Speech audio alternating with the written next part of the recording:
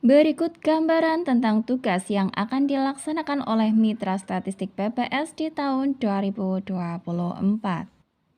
Hai, Assalamualaikum warahmatullahi wabarakatuh. Selamat datang saya ucapkan di Usma Ulia Channel yang masih sama membahas tentang beragam aplikasi dan informasi. Apa kabar teman-teman semua? Semoga selalu dalam lindungan Allah Subhanahu wa taala. Amin amin ya robbal alamin. Ya, sebelumnya terima kasih disampaikan bagi teman-teman yang telah mengklik video ini dan pada kali ini akan saya informasikan bagi kalian semua mengenai gambaran untuk tugas Mitra Statistik BPS 2024 ya. Jadi barangkali teman-teman merupakan salah satu calon mitra yang belum pernah mengikuti kegiatan BPS sebelumnya. Ini setidaknya bisa memberikan gambaran bagi teman-teman tentang tugas-tugas yang mungkin saja akan teman-teman laksanakan jika terpilih menjadi mitra statistik BPS 2024.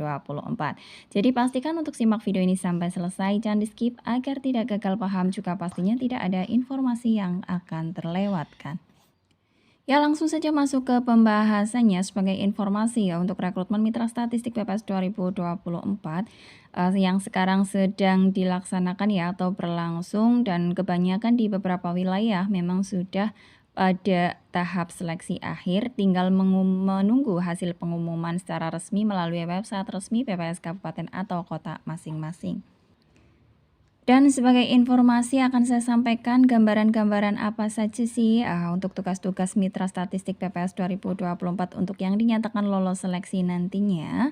Karena sebagaimana teman-teman ketahui, seperti status jabatan ya atau jabatan petugas yang ada pada rekrutmen pendaftaran, yaitu ada sebagai mitra pendataan dan juga mitra pengolahan.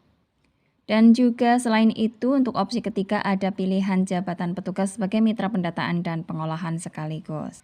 Baik, akan saya informasikan bagi teman-teman sekalian bahwasanya untuk mitra pendataan itu sendiri dibagi menjadi dua, yaitu mitra pendata, berarti yang mendata, dan juga pengawas ya.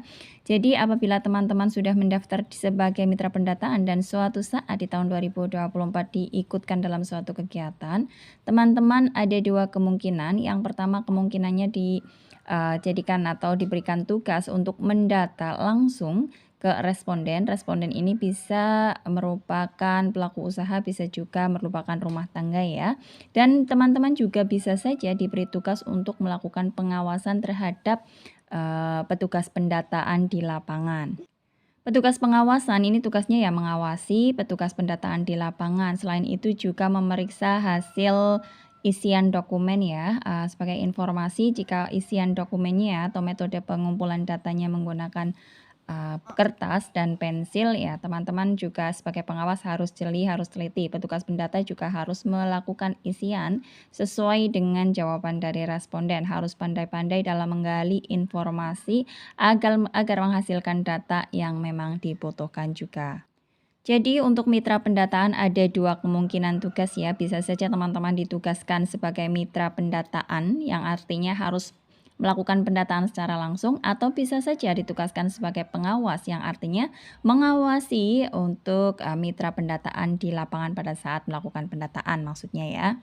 Untuk yang selanjutnya, tipe mitra yang selanjutnya yaitu mitra pengolahan. Sebagai informasi, untuk mitra pengolahan harus dilakukan di suatu tempat ya, katakanlah misalkan di kantor PPS atau di suatu tempat yang sudah ditentukan oleh PPS.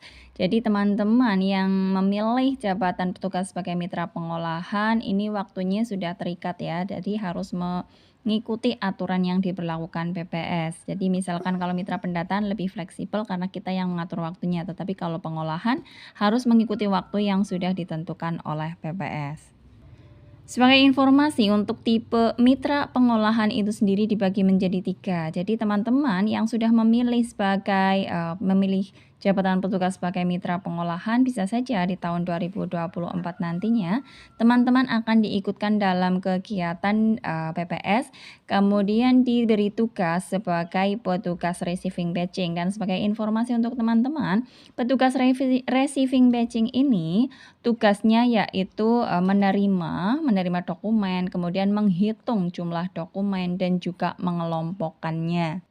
Selanjutnya petugas, pengolahan juga ada yang diberi tugas sebagai petugas editing coding. Jadi tugas untuk petugas editing coding ini adalah memeriksa isian dokumen yang sudah dihasilkan oleh mitra pendataan ya. Artinya begitu di lapangan sudah selesai, dokumen disetorkan ke kantor PPS, oleh PPS akan dikerjakan oleh petugas receiving batching, yaitu untuk, menerima, kemudian menghitung dan juga mengelompokkan.